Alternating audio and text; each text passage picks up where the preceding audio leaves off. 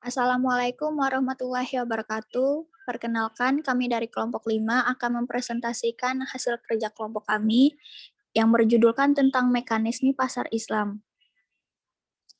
Pertama-tama, perkenalkan nama saya Agnes Nurdiani Putri sebagai moderator, dan teman rekan saya, Anita Kusumawardani, Emi Juniarti, Febi Adestina Putri, Intan Cahyani Putri, Nurul Afifa, Zahra Nur Amalia, dan Hernanda Fikri Hauna. Pertama-tama, pendahuluan akan dibacakan oleh Intan Cahyani. Kepada Intan Cahyani, dipersilakan. Pendahuluan. Salah satu sistem ekonomi di zaman Nabi Muhammad SAW yang sangat patut dijadikan panutan untuk diaplikasikan dalam kehidupan modern saat ini adalah pasar. Pasar termasuk tempat di mana antara penjual dan pembeli bertemu dan melakukan transaksi jual beli dan atau jasa. Pasar memiliki pengaruh besar dalam perekonomian. Dengan adanya pasar, orang bisa mendapatkan kebutuhan dan tidak ada orang yang tidak memerlukan pasar. Masyarakat saat ini akan merindukan sebuah sistem pasar yang tepat sebagai bagian dari penolakan pada sistem kapitalis dan sosialis yang mengalami kegagalan dalam menciptakan kesejahteraan. Secara umum, kedua sistem ekonomi tersebut tidak sepenuhnya bertentangan dengan nilai-nilai Islam. Namun, Islam hendak menempatkan segala sesuatu pada posisinya. Tidak ada yang dirugikan dan dapat mencerminkan sebagai bagian dari kehidupan holistik dunia dan akhirat.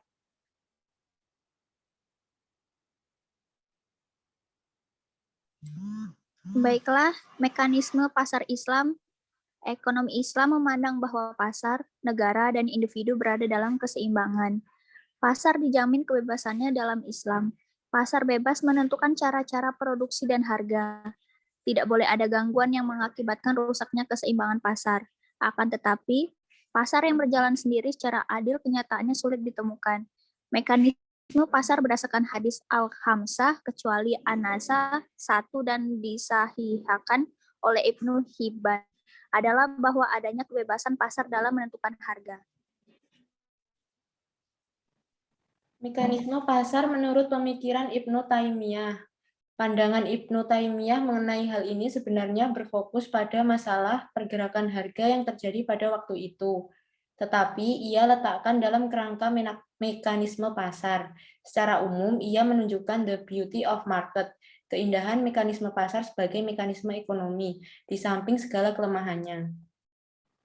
Ibnu Taimiyah berpendapat bahwa kenaikan harga tidak selalu disebabkan oleh ketidakadilan dari para pedagang dan penjual, sebagaimana banyak dipahami orang pada waktu itu. Ia menunjukkan bahwa harga merupakan hasil interaksi hukum permintaan penawaran yang berbentuk karena berbagai faktor yang kompleks.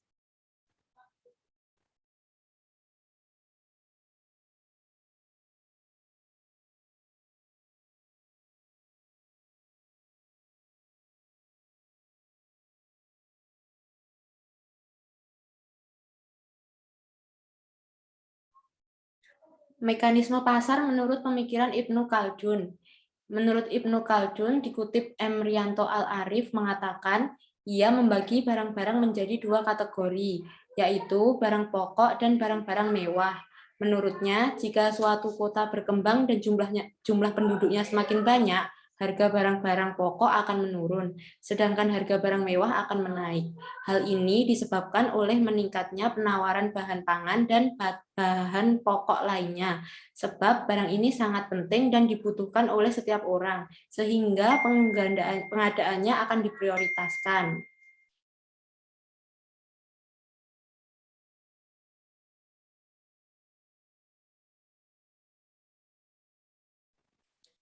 Aspek teologis sampai sosiologis. Pembentukan harga sangat dipengaruhi oleh penawaran dan permintaan. Transaksi pedagang dan pembeli termasuk transaksi dilandasi oleh faktor suka sama suka. Keuntungan pedagang Pedagang boleh mengambil keuntungan karena keuntungan itu imbalan atas usaha dan resiko, dengan syarat laba tidak berlebihan. Pasar yang adil, di suatu pasar yang adil tidak boleh ada intervensi pasar dari pihak manapun.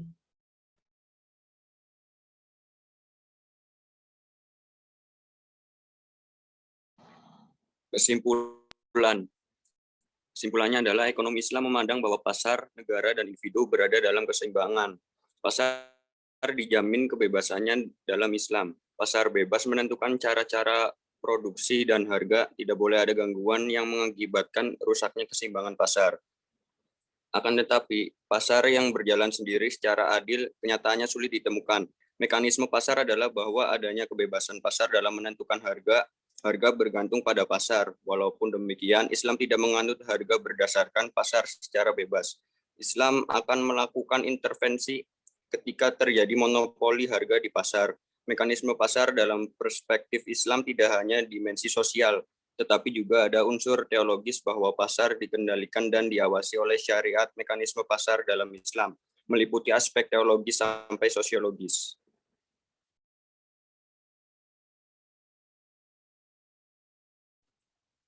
Baiklah, itulah hasil kerja kelompok kami. Bila ada salah, saya mohon maaf. Kepada Allah saya mohon ampun. Wassalamualaikum warahmatullahi wabarakatuh.